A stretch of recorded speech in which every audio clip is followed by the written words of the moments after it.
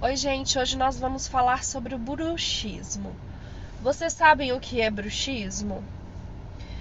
Gente, o bruxismo, eu vou tentar explicar para vocês. Quando você dorme, que você range os dentes um no outro, quando você acorda com aquela dor nesse músculo aqui masseter, aquela dor aqui no temporal, e quando você sente que os seus dentes estão desgastando, estão diminuindo, você pode ter um provável bruxismo, sim. Sabe por quê? O bruxismo é aquele apertamento que a gente faz entre a mandíbula e a maxila, às vezes sem perceber. Você pode fazer esse apertamento a hora que você estiver dormindo, a hora que você estiver acordado, a hora que você estiver nervoso, estressado, ansioso, qualquer problema que te faça sair do seu normal e você ter esse hábito de apertar, friccionar os dentes. E muitas pessoas fazem isso dormindo.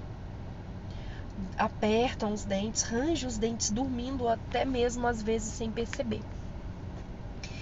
E aí, como é que você sabe quando você faz isso dormindo? É a hora que você acorda com as dores. Ai, acordei com uma dorzinha hoje, sem saber o que é. Pode ter sido os dentes que você rangeu à noite e nem percebeu.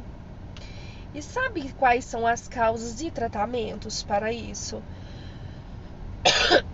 Temos uma plaquinha de silicone que você vai no dentista, paga por ela, ele molda ela para você.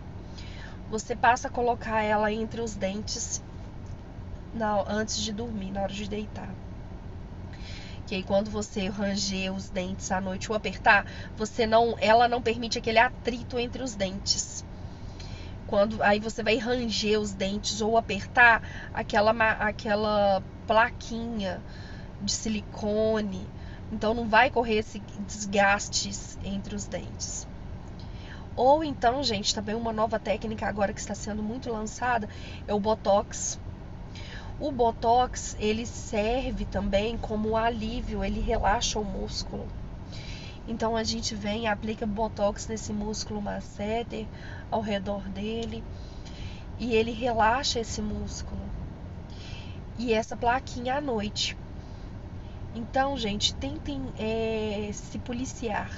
A hora que vocês veem que vocês estão estressados, mordendo o dente de raiva, ou rangindo ele, parem, porque vai desgastando o dente, vai sofrendo trincas no dente. Você não vê, a gente não vê, gente.